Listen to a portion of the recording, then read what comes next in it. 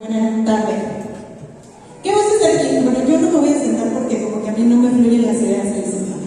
Disculpen, si camino de pronto de aquí para allá. Me da mucho gusto estar aquí, gracias por la invitación, gracias a ustedes por la asistencia, por este foro.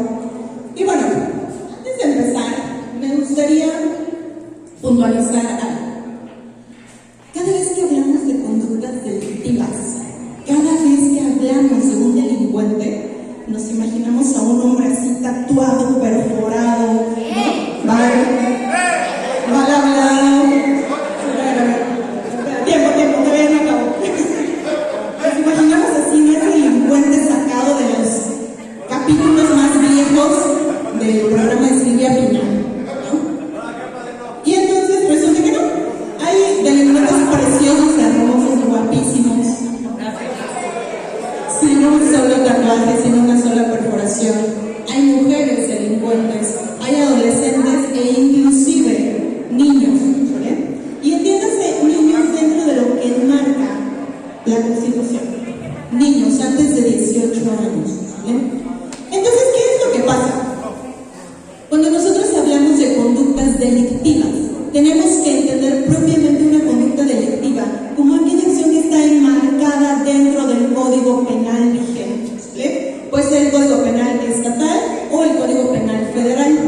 Muchos de los casos, bastante variados, es que aquí en Morelos algo es delito y en Ciudad de México no. El ejemplo tal vez más claro es el aborto. En Morelos el aborto sigue siendo delito. Y no nos vamos a meter en esa discusión porque sería tema como para otras 4 horas, ¿vale? Pero en este caso, cuando hablamos de conductas delictivas, tenemos que centrarnos desde la parte jurídica, ¿vale? Desde la parte jurídico-penal. ¿Por qué situación? Todos, sin excepción, todos aquí, todos aquí, hemos cometido alguna conducta antisocial. Todos, sin excepción. No, en serio, no, claro que sí, estás mintiendo. Todos nos hemos quedado con el cambio de las tortillas. Todos hemos llegado tarde a algún lugar. Todos hemos mentido. Esas son conductas antisociales, pero no conductas delictivas, ¿vale? Y entonces, ¿qué quiero decir con esto? Cuando nosotros hablamos de conducta delictiva, tendríamos que centrarnos en qué sí es delito y qué no es delito. El aborto sigue siendo delito, ¿vale? ¿Y qué creen? El suicidio también. ¿Cómo crees que el suicidio es delito? Está en el Código Penal, en el federal. Se los prometo. Y en el Código Penal estatal. ¿Qué quiere decir esto? Que bueno, si yo sé que alguna persona está en riesgo suicida y no hago nada, ¿qué es nada? Pues me callo, le guardo el secreto, no busco la asistencia social, legal, médica, psiquiátrica y demás. Y esa persona se suicida. Y de pura casualidad, la mamá de ese amigo que se suicidó sabía que tú tenías conocimiento de esto, te puede denunciar. ¿Y qué creen que es punible? Que tú sabías que esa persona tenía intenciones de suicidarse y no hiciste nada. Y es punible. Se te puede judicializar la carpeta y puedes ir a la cárcel por no haber dicho que esa persona estaba en riesgo de suicidio. Entonces, ¿qué es lo que pasa? Esto, el ser omisos ante una situación así, ¿nos hace una mala persona? Pues no, la verdad es que no. Nos hace tener un trastorno tampoco, ¿vale? Nos hace ser, a lo mejor, sí omisos, indiferentes o inclusive ingenuos. No llegamos a pensar que esa persona de verdad se iba a desvivir. Pero entonces, aquí me gustaría hacer esta pausa. ¿Por qué razón? No es lo mismo un delito de alto impacto, un delito violento como el secuestro, el homicidio, la violación, la extorsión, la tortura, que un delito no violento como el robo simple. Porque yo estoy muy segura que aquí alguien se ha robado unas papas del Oxxo. No, para nada. Claro que sí, no mientan. Todos nos hemos robado unas papas del Oxxo, unos cigarros, unos chicles, sobre todo si andamos como a las 4 de la mañana en el Oxxo, buscando café. Por supuesto que sí. Todos hemos caído en estas conductas. ¿Cuál es la diferencia aquí? Siempre que hablamos de un trastorno mental tenemos que tener en cuenta 2 consideraciones. ¿Cómo se ve un trastorno mental? ¿Qué apariencia tiene? ¿Qué apariencia o cómo sabes de primera impresión que una persona tiene un trastorno mental? ¿Su cara? ¿Su rostro? ¿Ah? No. Conductas. ¿Su conducta? ¿Ah? ¿Cómo es un trastorno mental? Se las pongo bien fácil, así. Así. Trastorno mixto, ansioso depresivo. Trastorno de déficit de atención con hiperactividad. Es un trastorno mental. Voltéense a ver. ¿Cómo podemos diferenciar aquí quién tiene un trastorno mental y quién no? Ah, bueno, si a mí ya me dijeron y estoy diagnosticada, que bueno, qué chido. Y si no, la verdad es que hay muchas personas que viven con trastornos mentales y nunca son diagnosticadas. Y entonces de ahí parte la necesidad de entender la individualidad de cada sujeto que comete un acto criminal. ¿Vale? En muchas ocasiones, la mayoría, cuando llega alguien acusado a la fiscalía, juzgados y demás, de cualquier cosa, robo simple, robo calificado, robo de vehículo, violación, extorsión, lo que quieran, lo primerito que dicen, porque además mis compañeros abogados son bien mañosos, tiene un trastorno mental, mándenlo al CEFEREPSI, no amerita cárcel. Y es una de las vías más sencillas que utilizan para salirse por la tangente. Y tenemos CEFEREPSI en Jalisco lleno de gente que por supuesto que no tendría por qué estar ahí. ¿Bien? Entonces, ¿cómo sabemos cuándo tenemos un trastorno mental? La verdad es que es difícil el autodiagnóstico, menos si te vas a hacer TikTok. Los diagnósticos de TikTok no funcionan, pero sí te pueden dar un parámetro, sí, ya sé. No se imagina la cantidad de veces que me han dicho, es que vi un TikTok que yo como que tengo esquizofrenia. O es que vi un TikTok que mi agresor, esto me pasa mucho con mujeres, sobre todo, con mujeres víctimas de violencia, me dicen, es que mi agresor es narcisista. Y probablemente sí, pero no lo vas a saber por un video de TikTok. ¿Qué sí nos puede dar esto? Pues justamente la pauta para revisarnos, para ir a una cita con una persona especialista, ¿sale? Donde tengas el alcance. Ahora, ¿qué es lo que sucede? Tendríamos que diferenciar dos cosas. La primera, que los trastornos mentales existen en todos, ¿vale?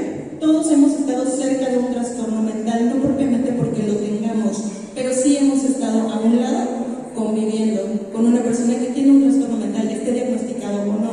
Y esto no me lo estoy inventando yo, ¿sale? La Organización Mundial de la Salud del año pasado reporta que justamente los diagnósticos de ansiedad y depresión, los casos de ansiedad y depresión van en aumento, y esto fue a raíz de la pandemia. No, la verdad es que no aumentó la ansiedad a raíz de la pandemia. Estas personas ya vivíamos ansiosas. Solamente que a raíz de la pandemia, cuando nos encerraron, pues se nos despegó el librex y empezamos a tener conductas, ¿no?, que pusieron en evidencia que estábamos ya bastante lacerados, ¿vale? El índice de suicidios también aumentó. Y entonces por ahí alguien mencionó hace ratito, ¿qué es lo que pasa? Todas las personas hemos estado cerca de un trastorno mental, lo sepamos o no. Parejas, hermanos, vecinos, primos, el señor de la tienda, el del Uber, todos hemos estado cerca de un trastorno mental y en determinado momento, a lo mejor hasta nosotros mismos somos personas que viven con un trastorno mental, pero que no lo sabemos. Ahora, en esto vamos a diferenciar trastorno de la personalidad, trastorno mental propiamente clínico. ¿Por qué? ¿Cuál es la diferencia? Seguramente ustedes lo saben porque se nos han repetido en diversas ocasiones, específicamente cuando hablamos de adicciones. Las adicciones no son un trastorno per se, ¿sí?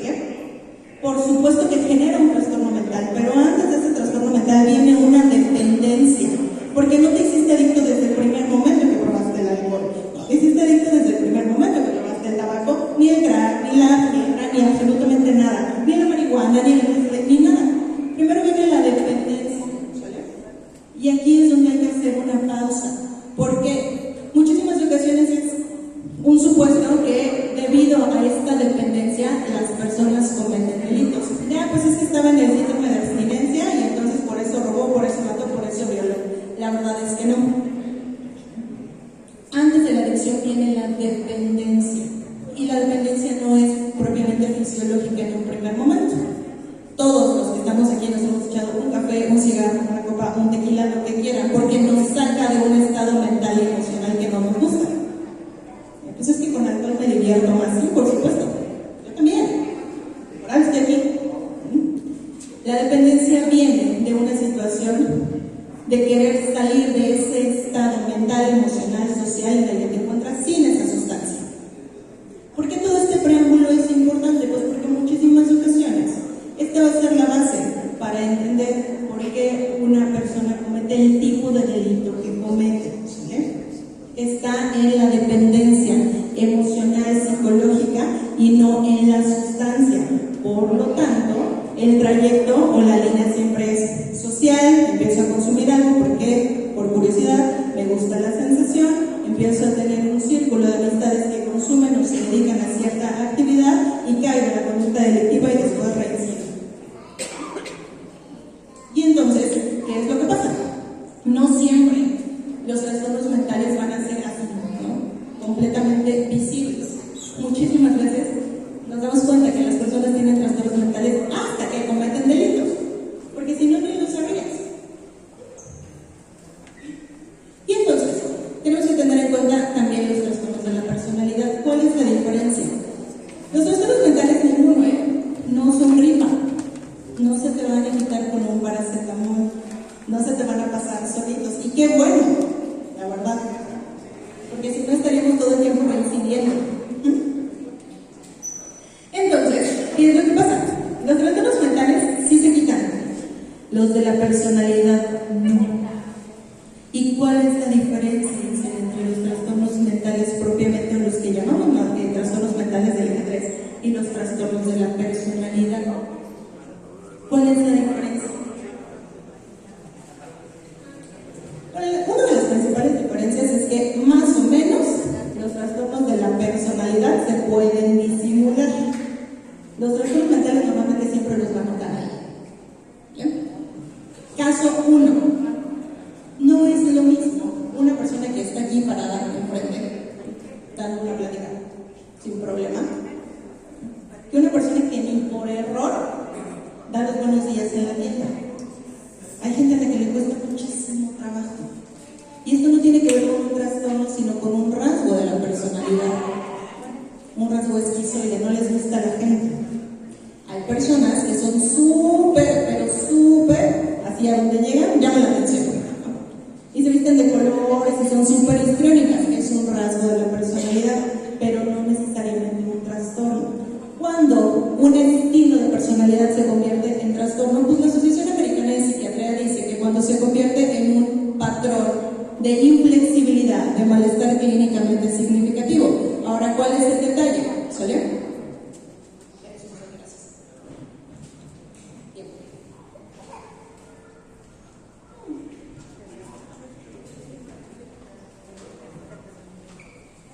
Bien, les decía, ¿vale? ¿Cuál es el detalle? Cuando nosotros hablamos de un trastorno de la personalidad instaurado, no necesariamente esa persona va a delinquir.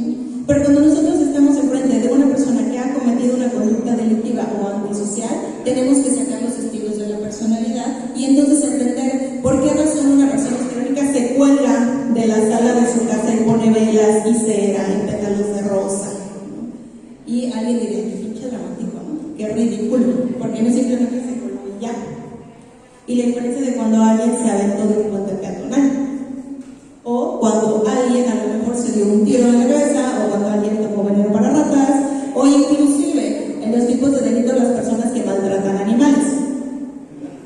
Hay personas que matan perros a pedradas, hay personas que los matan destazándolos vivos, hay personas que su estilo de robo, por ejemplo, es simple, ¿no? Es para que te distraigas, abre tu carro con un desarmador y se lo lleva. Pero hay personas que no, que eso no les va a ser suficiente, no quieren el carro, lo que quieren es verte sufrir. Lo que quieren es ver el miedo en tus ojos. Ninguno es mejor ladrón que el otro, finalmente la conducta es la misma. No es que una cosa sea mejor que otra, se trata de estilos de personalidad, Y entonces un mal súper divulgado es que todas las personas violentas, sádicas son psicópatas, eso entrada ni existe, ¿sale? No existe una sola definición de psicopatía para todos, es un tema súper extenso. Por supuesto que es un trastorno antisocial de la personalidad, pero de eso que todos sean psicópatas estamos bastante alejados. Y entonces, ¿qué es lo que pasa? Cuando tú hablas con una persona que ha cometido una conducta antisocial y le preguntas por qué lo hiciste,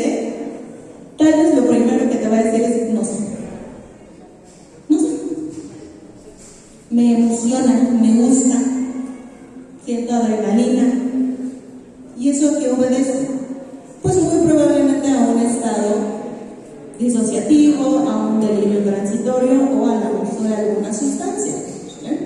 Y entonces, ¿qué es lo que pasa? ¿Y a qué voy con todo esto? Tenemos que diferenciar. No todas las personas que cometen delitos tienen un trastorno mental, ¿sale? Aguas con eso. No todas las personas que cometen delitos tienen un trastorno mental. Algunas lo tienen y no están diagnosticados. Y no todas las personas que tienen un trastorno mental cometen delitos, por lo menos tipificados. Y tenemos que tener un montón de cuidado, porque todos tenemos ciertos rasgos o características e inclusive impulsos. Justamente la semana pasada estaba platicando con un señor, tiene 42 años, y este señor está detenido aquí en Morelos porque violó a su bebecita, a su bebecita de 4 meses y la mató, evidentemente. Pero él me decía, es que, ¿sabes qué, doctora? ¿Qué te dicen, doctora? ¿Sabes qué, doctora? Pues yo no le quería matar, ¿no? O sea, pues yo nomás estaba caliente y pues no había nadie más. Yo no pensé que me iba a aguantar.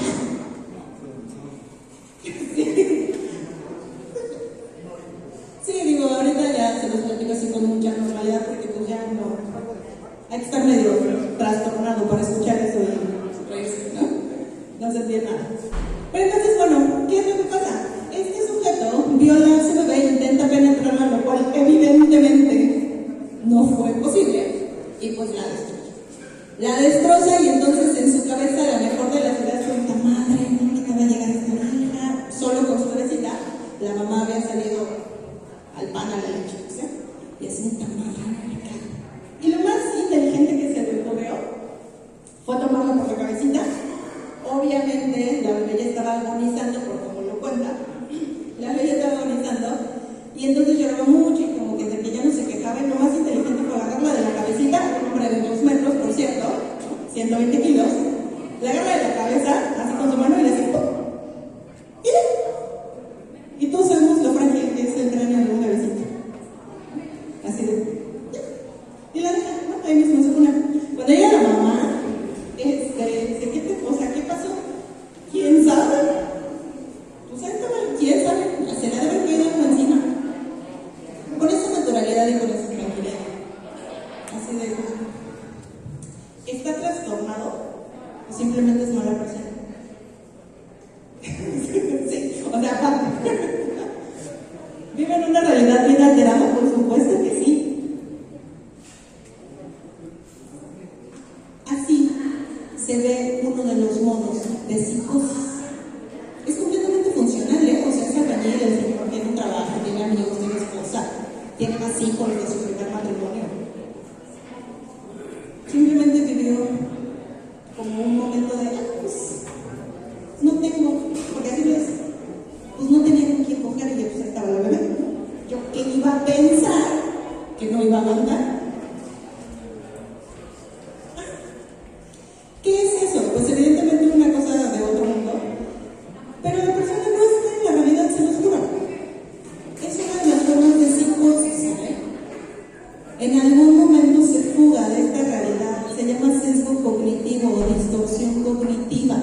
La persona vive una realidad bien diferente a lo que normalmente tendría que ser, ¿no? A lo que se tendría que ajustar. Y entonces, ¿qué creen que hizo su abogado defensor?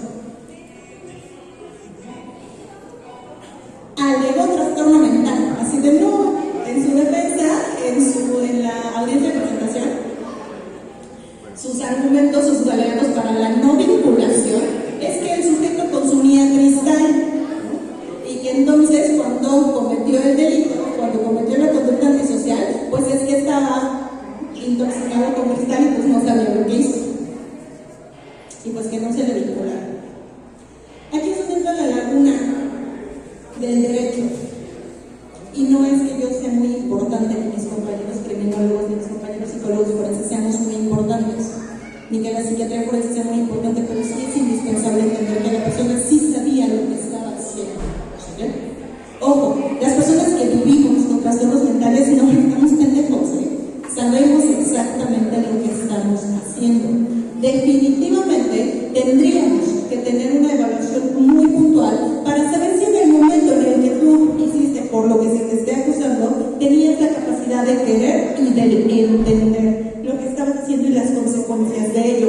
¿Me explico? ¿Por qué razón? Porque haya sido lo que sea. O sea, hasta haber secuestrado al perro de tu vecina. Me parece una tontería, pero pues aquí, por lo menos en Morelos, es como 5 años y del secuestro de perros me evalué sin señalar a nadie. Estaba secuestrando perros. Lo cual puede parecer una conducta bastante tonta, si ustedes quieren. Pero es una conducta antisocial y ¿qué creen? Es delito. No el secuestro de perros. Pero sí, previamente, porque primero las carpetas se iniciaron como robo. Los trastornos mentales no son la justificación, pero sí pueden ser el origen de una conducta delictiva. ¿Vale? Ahora, los trastornos mentales, aunque sean el origen o la causa de una conducta delictiva, no te hacen inimputable, no te hacen exento, no te excluyen de que se te pinta una responsabilidad penal. Hay que entender esto por dos razones. Porque de entrada, uno, quitémonos esta idea de que los trastornos mentales se ven de cierta manera. La verdad es que no se ven así y de cualquier forma. ¿Sí? No todos los trastornos mentales son iguales y no todos los trastornos mentales tienen la misma gravedad. Un trastorno de la conducta alimentaria es un trastorno mental. El que ustedes quieran. Un trastorno de la conducta alimentaria es un trastorno mental y no es el origen de una conducta delictiva, pero sí puede ser detonador. Hace unos 15 días estaba platicando con una colega que se dedica justamente a atender pacientes dentro de una clínica y me dice, ¿sabes qué, negra? Tengo una paciente que está diagnosticada con trastorno de la conducta alimentaria no especificada. ¿Qué quiere decir este? Pues muy fácil, ¿no? El psiquiatra no supo si es anorexia, bulimia, ¿sale? Tiene como rasgos de todo y trastorno de conducta alimentaria no especificado. Y entonces, desprendido de esto, le da un cuadro depresivo, se encierra en su casa, empieza a consumir alcohol a lo bestia y alcoholizada, en un delirio que le da, empieza a ahorcar a su gatito. El gatito se le acercó y la gata estaba así ahorcando, ¿no? Por suerte llegó su hermana y le dijo, estás loca, estás pega, no sé qué. Esto únicamente pone de manifiesto dos cosas. Lo primero, todo lo que hacemos alcoholizados ya lo habíamos pensado sobre eso. ¿Vale? El alcohol es un desinhibidor. El alcohol no tiene la culpa de nada, dejen al pobre bacacho en paz. ¿Vale? Ni el alcohol ni las chelitas tienen la culpa de que tú, en ese estado, no hayas podido limitar tus impulsos y lo que habías pensado, pues, se te quitó la pena y entonces ahí sí te beso, comadre, ¿no? Y así damos besos de tres. Ahí sí se nos sale el homosexual por el heterosexual que llevamos dentro. Ahí fue el alcohol. No fue el alcohol, ya lo habías pensado. ¿Vale? El alcohol es un desinhibidor. Sí, la verdad, no se hagan. Tampoco está mal, ¿eh? Tampoco está mal, dejen los besos de tres, no más, pues. El detalle, chicos, familias, es que cuando tú entiendes esto, no vas a erradicar las conductas, pero sí puedes prevenir ciertas cosas. Y hay un dicho muy viejo, pero que me encanta, ¿no? Si sabes que la tentación está ahí, ¿para qué vas y te pones? Si sabes que no, si la controlas, no la consumas, ¿no? Aguas con eso. Ahora, viene esta parte del internamiento. ¿Por qué a los delincuentes trastornados mentales se les encierra? No es punitivo, no es para que se te quite, no es para que aprendas, no. Esas cosas no sirven de entrada. Porque si funcionaran, a todos los que nos castigaron en la adolescencia encerrándonos en nuestro cuarto ya nos portaríamos bien. Y no vemos que uno nunca nos paros ni nada de esas cosas que seguramente ustedes conocen de lejos. A lo mejor hasta nos encontramos, ¿sí? ¿Qué es lo que sucede? Que cuando nosotros hablamos de internamiento, lo que queremos es que tú evites la posibilidad de violar, asesinar, secuestrar, matar, extorsionar por estar aislado. El sistema penitenciario en México es muy deficiente, es sumamente punitivo. Y la realidad es que la idea de que estés aislado es que aprendas a ser una persona funcional que conviva en sociedad y que no necesite andar robando ni apuñalando gente para conseguir lo que necesitas y quieres.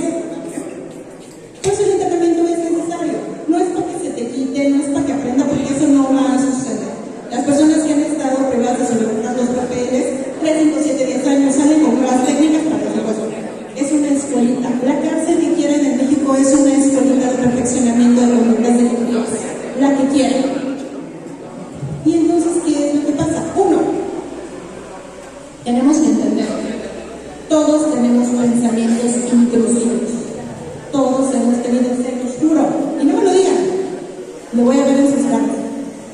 Todos hemos tenido pensamientos antisociales, pensamientos, ¿vale?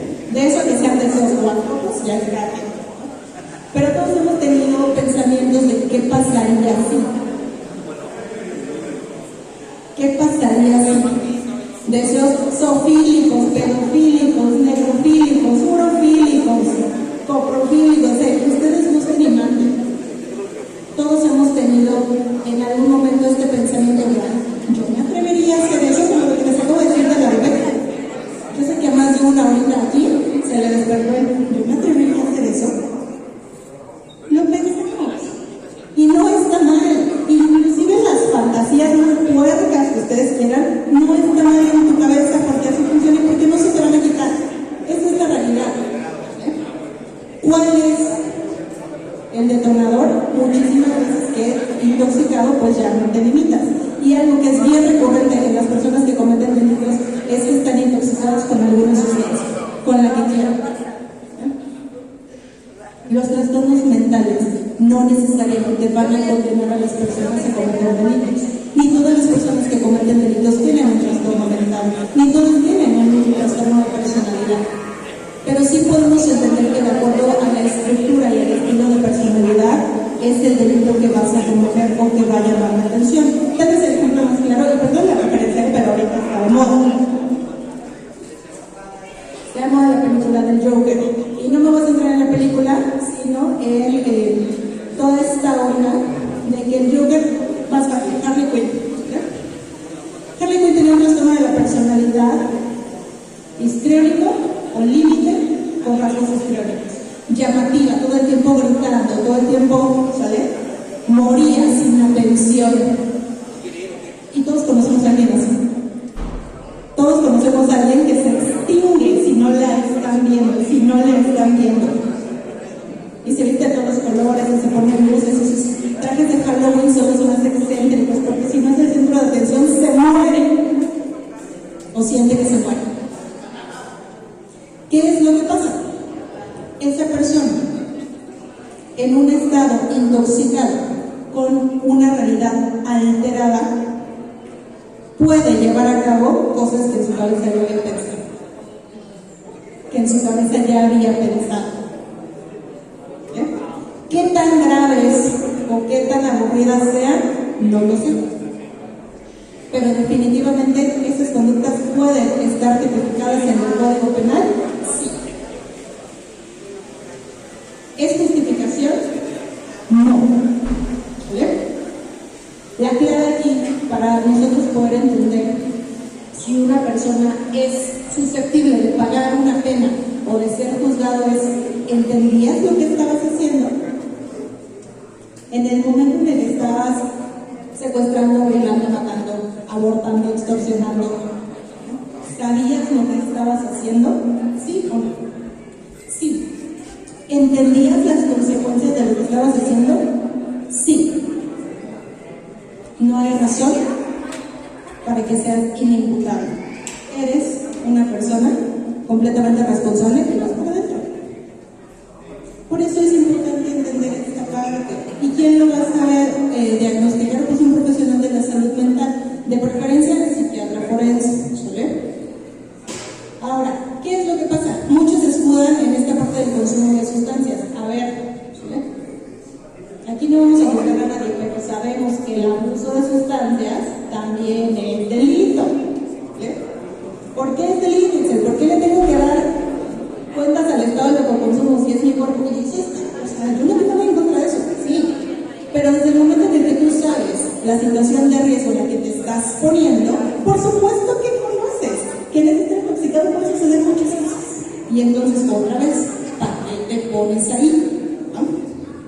Por eso el internamiento es necesario, porque vamos a corregir todos los sesgos cognitivos y tienes que aprender que sí es posible, que hagas una vida sin estar todos los días consumiendo algún tipo de sustancia. Y eso no lo vas a hacer afuera, porque pues tu bolita de amigos son consumidores.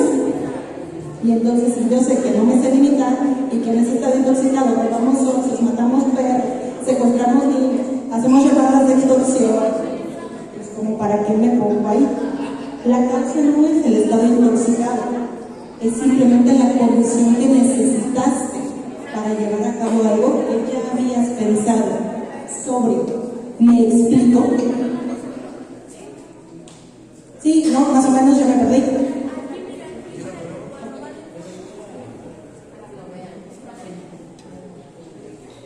¿Tienen cura los trastornos mentales? Sí. Sí, hay gente que dice que no. Hay gente que dice, no, nunca se te va a quitar, pero vas a aprender a controlar. ¿Sabes? ¿En qué casos sí tienen cura? Cuando son consecuencia de algo más. Como por ejemplo, cuando tienes una psicosis desprendida del abuso de sustancias, cuando tienes una depresión postparto, cuando tienes a lo mejor una conducta, un trastorno de la conducta delictiva. ¿Se curan? Sí, sí se curan. Sí se remiten. Los trastornos de la personalidad, no. Cuando sí se curan, pues cuando tienen una manifestación conductual, alcoholismo, dependencias a fármacos, ¿sale? Inclusive la esquizofrenia, cuando es consecuencia de algo más, se puede remitir. Yo tengo una maestra en la facultad que entró y salió de la locura. Es una maestra bastante famosa, catedrática de la UAM, psicóloga con doctorado. Entró y salió de la locura. Y entró a la locura así, al grado de andar ahí en el zócalo de Cuernavaca como loquita, así mal vestida. Y regresó. A ella secuestraron a su hijo, secuestran y matan a su hijo. Desprendido de ahí, ella se disocia y se va. Se va. Y se salía a la calle como loquita. Literalmente era la loquita del zócalo. Y salió. Por ahí alguien la rescata, se la lleva a vivir a su casa, un familiar de ella, y la adopta porque es doctora, salió de la locura. Sí se remite, pero es un estado transitorio, ¿sale? Y fue una cuestión emocional. Inclusive las cuestiones de fármacos se quitan. ¿Por qué? Porque tu cerebro sí tiene la capacidad de producir solito serotonina, dopamina, oxitocina. Los psicofármacos son para que tu cerebro aprenda cuáles son las dosis necesarias. Porque cuando tú solito no eres capaz de hacer algo, utilizas apoyo y el cerebro también. Sí se quita. El internamiento es para que aprendas sin el riesgo de reincidir en la conducta. El internamiento es donde quieran. Y entonces, para ir cerrando, no todas las personas que cometen delitos tienen trastornos mentales. No todos los trastornos mentales van a ser la causa de una conducta delictiva. Los trastornos mentales se quitan, sí. Pero el hecho de que tú salgas de un trastorno mental no quiere decir que ya te perdonamos, que bueno, si estás aquí por robo, o si estás aquí por asociación delictuosa y te aventaron 20 años de cárcel, ya se te quitó el trastorno, ya te puedes ir a tu casa. Tampoco es tan fácil. ¿Qué es lo que se tiene que hacer? Una valoración? Porque cuando tú estabas ahí, estuviste ahí o entraste a la cárcel porque no eres capaz de vivir funcionalmente en sociedad. Eres un riesgo para la sociedad y para ti misma. Y entonces si ya llevas 4 o 5 años de cárcel y en estos 4 o 5 años ya aprendiste otras formas de gestionar tu ira, ya aprendiste otras formas de ganarte el pan, ya aprendiste otras formas de vincularte, ya aprendiste otras formas de socializar, bueno, entonces sí, ya puedes ser una persona funcional, ya que vas para afuera. Y hay personas que nunca lo logran, hay personas que nunca van a aprender a vivir en sociedad de manera funcional. ¿Cuáles? Ahora sí, las personas diagnosticadas con psicopatía, porque tiene una connotación biológica, fisiológica. No todas las personas, las que nosotros decimos, es un hijo a la chingada, no todos son psicópatas, tampoco, ¿sí? Pero sí es que hay personas que jamás van a lograr vivir en sociedad, nunca van a ser funcionales, y estas son las que no deberían salir. Por eso es bien importante el estudio, la individualización, el internamiento, para que aprendas. Evidentemente, para que esto pase, pues tendríamos que avanzar muchísimo en este país, sobre todo, que primero el sistema judicial funcione bien y después el sistema penitenciario también. Pero sí es posible, ¿vale? ¿Qué es lo que pasa? no es justificación. El abuso de sustancias detona ciertas cosas, por supuesto que sí. Hay personas que jamás, aunque lo piensen, van a cometer un delito, porque su estilo de la personalidad es excesivo. Y se estresan mucho cuando las cosas no salen como quieren. Hay personas, o existimos personas compulsivas, que nos aseguramos 8 veces de haber cerrado bien la llave del tanque de gas. Y ya salimos y vamos a 4 cuadras y nos regresamos a ver si la puerta está bien cerrada. Se llama compulsión. ¿Tienes un trastorno? No sé, no creo. Simplemente es un trastorno de personalidad. ¿Ya?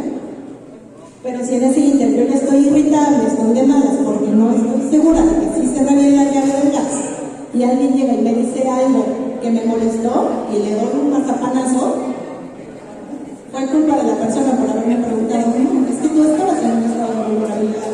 Y los estados de vulnerabilidad son consumo de sustancias, asociación o filiación con personas que se dediquen a cierta actividad, ¿vale? Condiciones de riesgo, uso impulsivo de fármacos de manera indiscriminada. Porque sí, existen personas que no necesariamente están diagnosticadas y se toman los clonazepam como si fueran chochos. O sea, si que digas, uy, sanito, tampoco está cero. O existimos, eso que también nos tomamos, ¿no?, la paroxetina como no tampoco, y entonces, redondeando, y ya, para ir de aquí, para que no les pregunta, ¿vale? ¿Tiene que ver? Sí. ¿La conducta delictiva tiene explicación en trastornos mentales? No siempre. ¿Todos tenemos pensamientos de conductas antisociales? Sí. ¿Qué es lo que nos detiene? Nuestra corteza frontal, literalmente, nuestra buena percepción, nuestro juicio y la cuestión social. La invitación de esta charla es a que, 1, nos quitamos el estigma de que los trastornos mentales se ven de cierta manera. 2, si ya te diagnosticaron, tómate tus medicamentos. Tómatelos, no van a ser para siempre. Sí se quitan, ¿vale? 3, no te coloques en situaciones de riesgo. 4, y la más importante tal vez es pedir ayuda. Porque lo que tenemos los ansiosos y los que vivimos con un trastorno mental es vergüenza. Ay, no. Yo puedo solo. Y sobre todo eso, los comparto, ¿no? A nivel personal, quienes nos dedicamos a la parte de la salud mental, no se imaginan lo horrible, y a la salud en general, lo horroroso y aterrorizante que es asumir que vives con un trastorno mental. ¿Cómo la psicóloga tiene TDAH? No sabía. Medio funcional.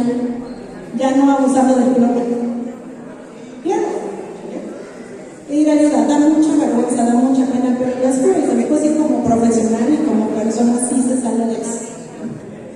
Yo sí sé lo que es estar sumida en la mierda 2 semanas sin comer por una cuestión depresiva emocional en mi caso, ¿no? Y sé lo que es no dormir todas las noches por ansiedad. Y hasta la fecha nunca se me quita la ansiosa, pero ya no es trastorno.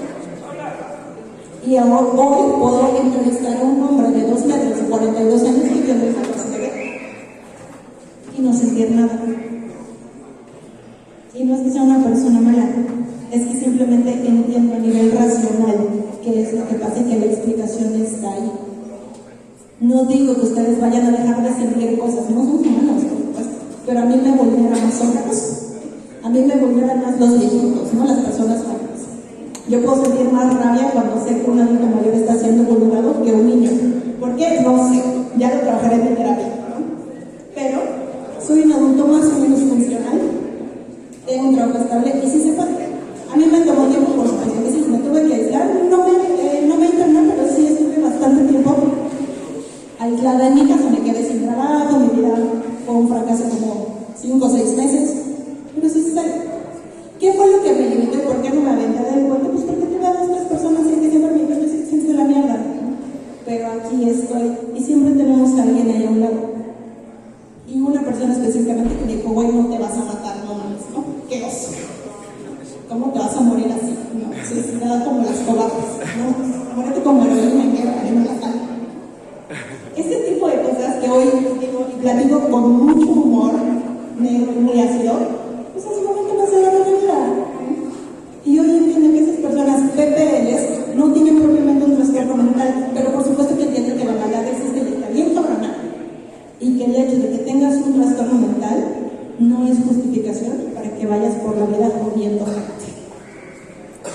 sí puede ser el detonador para que hagas cosas de las cuales no tienes la conciencia plena de lo que va a venir después, ¿no?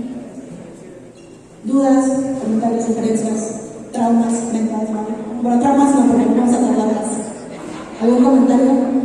¿No? Ok, pues espero que les haya sido por lo menos entretenida esta breve charla fructífera y pues muchísimas gracias.